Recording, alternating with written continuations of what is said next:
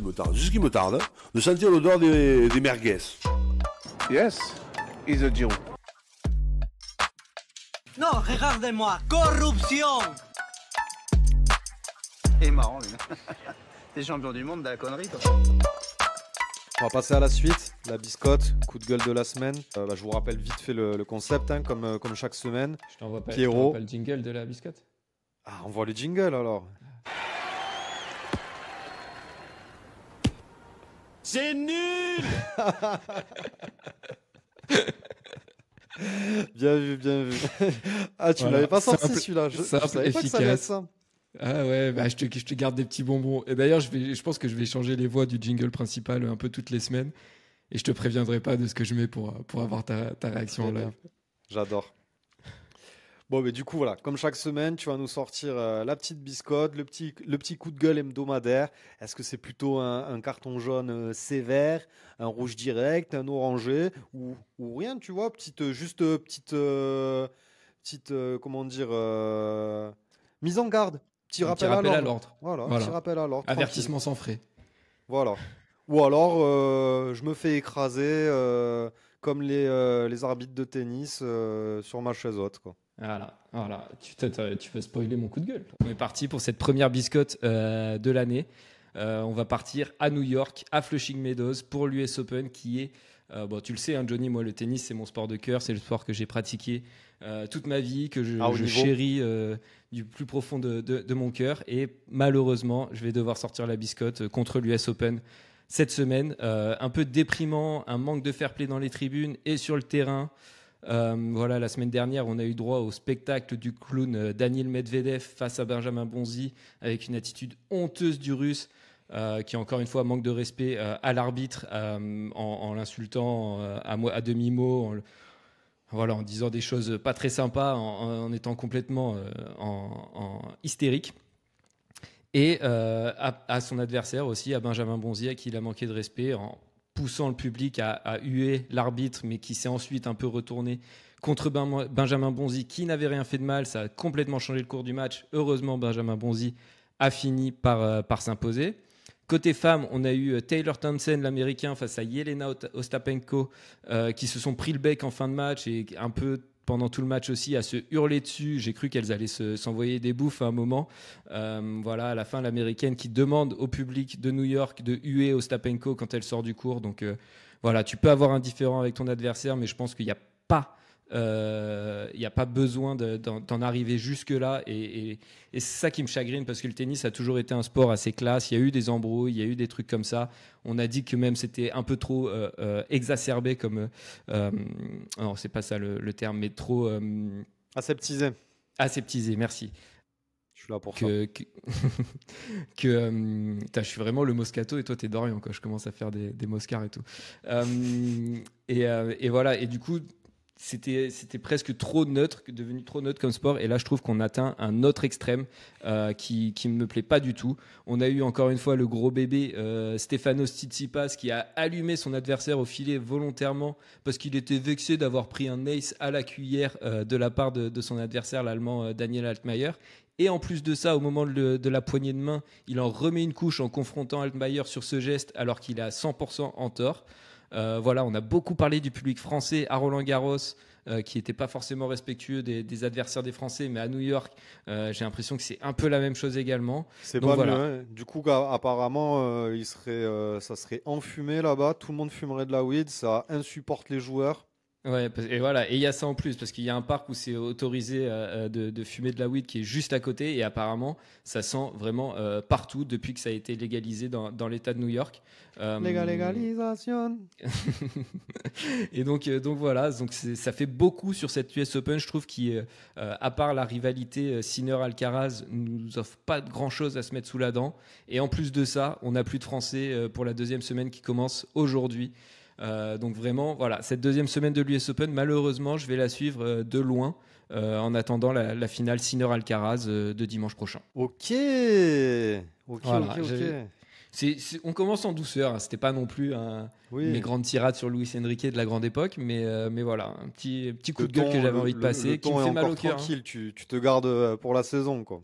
Voilà, exactement. Non, bah écoute, je serais un peu plus mesuré que toi. Moi, je trouve que justement, on a vécu peut-être les deux plus belles décennies du tennis, avec peut-être les trois meilleurs joueurs all-time du tennis. C'est sûr même.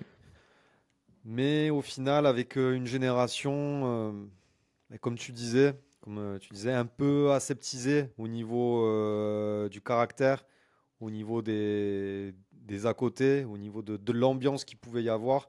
Mais bon, ils étaient tellement forts que ce qui primait, c'était le jeu et pas les à côté. Et puis, c'est pas ce qu'on demande dans un sport, mais des fois, un peu de folie, ça fait pas de mal. Avant cette génération, on avait des joueurs qui étaient un peu plus fous, quoi. Les Agassi, je remonte encore plus haut, les Bjorg, etc. Tu vois. Non, Borg, il était justement, et il disait jamais rien sur le court, mais oui, c'est vrai, t'avais Non, mais les Jimmy je Connors, confonds. les. Oui, voilà, c'est ça que T'avais- je voulais dire. Mais ouais, je suis d'accord avec toi. Il faut pas, il faut être mesuré dans les deux sens, quoi. Ça me dérange pas qu'un public soit chauvin avec son joueur s'il joue à domicile.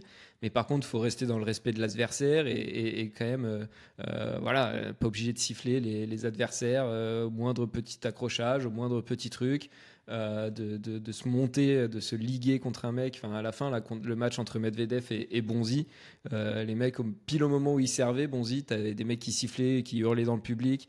Et puis, je suis d'accord il faut pas que ça soit trop, voilà, chiant, comme on a pu l'avoir à une époque avec Federer, notamment qui avait zéro émotion sur le terrain, etc. Mais il faut pas tomber dans l'autre extrême où ça Mais devient un sport en fait, où ce le qui est tennis dommage, perd de sa classe, quoi. ce qui est dommage, c'est que ces joueurs comme, comme Medvedev, Kyrgios, qui ont un peu une grande gueule, et encore que Medvedev, pardon, c'est pas la première fois qu'il manque de respect à l'arbitre et qui Ouais. dépasse les bornes. C'est dommage parce que c'est quelqu'un de drôle, tu vois. Ouais, de ouf. Même en dehors du cours, moi, je le trouve Ouais. hyper sympa et Mais tout. en Même des fait, ce fois, qui est quand il dommage, râle, c'est il est que marrant, mais là, c'est trop. ce soit pas des joueurs qui gagnent, qui a un côté un peu plus underground. C'est que des joueurs qui gagnent pas. Donc ça entache un peu le truc. Donc bon, on va dire que je suis plutôt d'accord avec toi. Et par contre, par rapport au fait qu'il n'y ait que Alcaraz Sinner en ce moment, moi, ça me dérange pas du tout ça. Je préfère qu'il y ait deux joueurs Toi, tu veux extraordinaires qu'on ait le rendez-vous en finale que t'attends pendant 2 semaines et Ouais, on moi sait qu'on a franchement, ça, ça, quoi. ça me dérange pas. Je préfère qu'il y ait deux joueurs extraordinaires plutôt qu'un creux de génération total, par Ouais, oui, exemple. clairement, ça s'entend. Voilà, Ça, à je suis choisir. plutôt d'accord Ou avec toi. juste un mec qui survole tout le monde pendant des années. Ce qu'on a cru qui pourrait arriver quand Alcaraz est arrivé ou avant qu'Alcaraz arrive et Sinner par la suite, on s'est dit putain, mais on va avoir un trou Mm. générationnel. Au final, c'est peut-être un peu le cas, mais ces deux mecs sont tellement forts que je dis pas qu'ils nous ont fait oublier les trois légendes. Mais bah écoute, le tennis se renouvelle et chaque grand chelem est attendu. Et évidemment que je regarde pas la quinzaine comme je peux regarder la quinzaine d'un Roland ou d'un Wimbledon, mais j'ai hâte des demi-finales et des finales. Ouais. Oui, ben moi aussi, en De fait, la c'est ça. finale. C'est souvent souvent C'est les grands souvent. chelems, c'est ça. Je regarde le début, la première semaine, quand il y a encore des Français, des trucs comme ça. Et puis après, quand il n'y a plus de Français, j'attends. Je fais une petite pause du lundi au D'une vendredi. semaine. Puis après, je regarde les finales et la demi et les demi, quoi. Donc voilà. Mais non, après, je suis d'accord avec toi. Au moins, on a ces deux cracks qui vont nous faire rêver pendant pas mal d'années. Puis en plus, c'est bien parce qu'ils sont vachement opposés, je trouve, même dans l'attitude. Tu sais, t'en as un plus robotique, sérieux, tu sais, avec Sinner. Et à côté de ça, t'as Carlos, le fêtard, un peu fantasque. Donc c'est vraiment cool d'avoir cette rivalité qui redonne un peu de saveur au tennis mondial en ce moment. Du coup, je dirais petit jaune dans l'ensemble, mais aussi petit rouge pour Medvedev et Tsitsipas, quoi. Ok. Ah, parce que, attends, La biscotte rouge. Ouais, biscotte rouge, parce que Medvedev, c'est un récidiviste. Il avait pas. Tsitsipas aussi, hein, il avait Ouais. déjà essayé d'allumer Alcaraz il y a quelques années. Et Tsitsipas qui était- quand il était au s'énervait final. parce que t'as pris un ace cuillère ou un service cuillère. Enfin, Frère, en fait, c'est que tu as quelque chose à te reprocher. C'est autorisé, on est d'accord. Bah oui, bien sûr. Bon, C'est l'équivalent. En gros, ça fait pas plaisir, mais c'est autorisé. Voilà. c'est l'équivalent du mec en foot qui se prend un petit pont et qui se retourne et qui envoie un gros tacle sa mère à son adversaire, quoi. Ouais, donc. Oui, non, mais c'est autorisé de faire un service Oui, bien clear, sûr. c'est ça que je veux dire. Comme un Oui. petit pont au foot, quoi. C'est autorisé. Oui, voilà, c'est autorisé. Donc ça démontre, ça révèle beaucoup de ce qui est devenu Tsitsipas, quoi. Ouais, malheureusement. Pétard Lui, c'est mouillé. vrai que c'est la descente aux enfers, hein. Il est au-delà du top 30, je crois, maintenant. Il gagne plus beaucoup de matchs. Depuis qu'il a quitté le français, là, je sais plus comment il s'appelle. Ah, je sais plus, j'ai plus son nom. Le coach, là, l'ex-coach de Serena. Ah, Mouratoglou, ouais. Mouratoglou. Ouais, lui, vas-y, il me saoule aussi. Trop la Pourquoi grosse tête. Je sais pas, je trouve que c'est un historien un peu. Je trouve que C'est un un peu historien. Ouais, genre il. Vas-y, je ferai un sujet plus. Mais je trouve qu'il saute un peu dans le train de la hype, tu vois. Genre, il a pas C'est bien quand même ce qu'il a révolutionné. fait.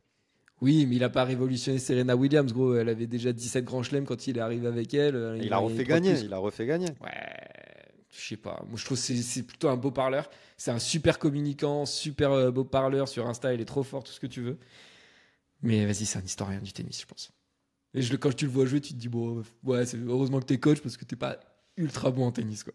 Mais bon. Bon, néanmoins, les joueurs qui sont passés par lui ont quand même gagné des trucs, des titres derrière. Ils ont été plutôt bons, quoi. Ouais. Que ce soit Ouais, je suis d'accord. Rune, Tsitsipas, Serena, etc.